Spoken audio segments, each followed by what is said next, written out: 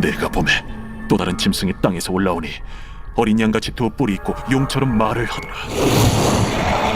그가 먼저 나온 짐승의 모든 권세를 그 앞에서 행하고 땅과 땅에 사는 자들을 처음 짐승에게 경배하게 하니 곧 죽게 되었던 상처가 나은 자니라.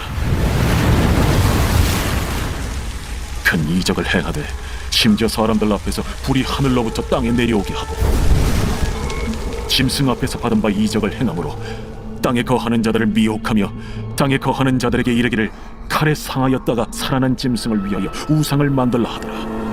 그가 권세를 받아 그 짐승의 우상에게 생기를 주어 그 짐승의 우상으로 말하게 하고 또 짐승의 우상에게 경배하지 아니하는 자는 몇이든지 다 죽이게 하더라. 그가 모든 자, 곧 작은 자나 큰 자나 부자나 가난한 자나 자유인이나 종들에게 그 오른손이나 이마에 표를 받게 하고 누구든지 이 표를 가진 자 외에는 매매를 못하게 하니 이 표는 곧 짐승의 이름이나 그 이름의 수라. 지혜가 여기 있으니 총명한 자는 그 짐승의 수를 세어보라. 그것은 사람의 수니 그의 수는 666이니라. 오늘 본문인 13장은 바다에서 올라온 짐승과 땅에서 올라온 짐승에 대한 환상으로 구성되어 있습니다. 어제 본문이었던 1절부터 10절까지는 바다에서 올라온 짐승에 대한 것이고 오늘 본문인 11절부터는 땅에서 올라온 짐승에 대한 것입니다. 11절을 보면 땅에서 올라온 다른 짐승이 어린 양과 같이 두 뿔이 있고 용처럼 말을 한다고 합니다. 겉보기엔 바다에서 올라온 짐승과는 많이 달라 보입니다.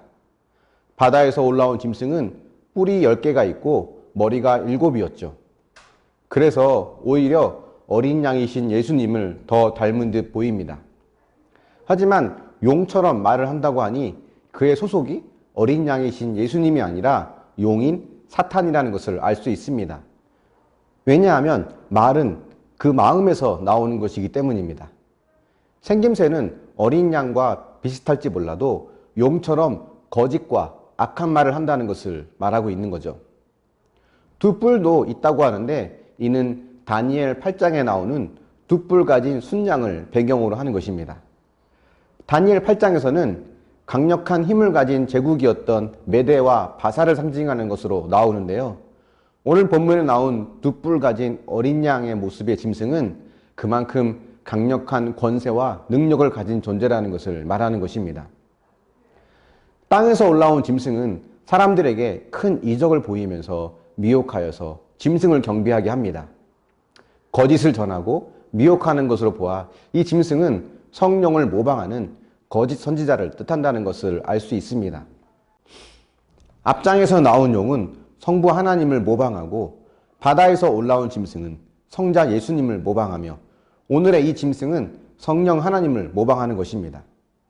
이들은 궁극적으로 사람들로 하여금 짐승을 경배하게 하는 것이 목적입니다. 짐승은 누구를 뜻하는 것일까요? 1차적으로는 계시록 당시의 로마 황제를 지칭하는 것입니다. 로마는 넓은 식민지를 통합하기 위해서 로마 황제를 숭배하는 정책을 시행했습니다. 이를 거부하는 자들은 반역자로 여기며 사형에 처하기도 했죠. 오늘 본문에 보면 오른손이나 이마에 표를 받게 한다고 하는데 이 표가 없으면 매매를 할 수 없게 된다고 합니다. 표를 받는다는 것은 누구에게 소속되었는가를 표시하는 것입니다. 로마 황제에게 숭배하지 않는 자는 이 표를 거부하는 자가 되는 거죠. 오늘 본문의 이 표는 곧 짐승의 이름이나 그 이름의 수라고 하는데요. 그 수는 666이라고 이야기합니다. 666의 의미를 알려면 당시 로마 숫자 표기에 대해서 먼저 알아야 합니다. 오른손이나 이마에 받는 이 표를 예전엔 바코드, 베리칩이라고 말하기도 했고 최근엔 백신이라고 말을 하는데요. 사실 모두 근거가 없는 말들입니다. 당시에는 아라비아 숫자가 없었기 때문에 철자마다 숫자 값을 지정해서 표기하였습니다.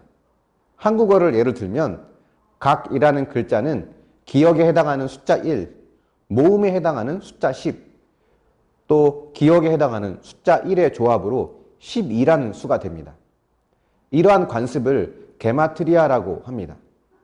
이러한 게마트리아는 이미 사람의 이름을 알고 있는 상황에서는 숫자를 일종의 암호처럼 사용할 수도 있습니다. 그렇다면 666은 누구를 지칭하는 것일까요? 1차적으로는 네로 황제를 뜻합니다. 네로 황제라는 이름을 히브리어로 음역하면 666이 됩니다. 단 네로 황제 한 사람만을 뜻하는 것은 아니라 네로 황제가 모델이 되는 교회를 박해하는 황제나 권력을 총칭하는 것이기도 합니다.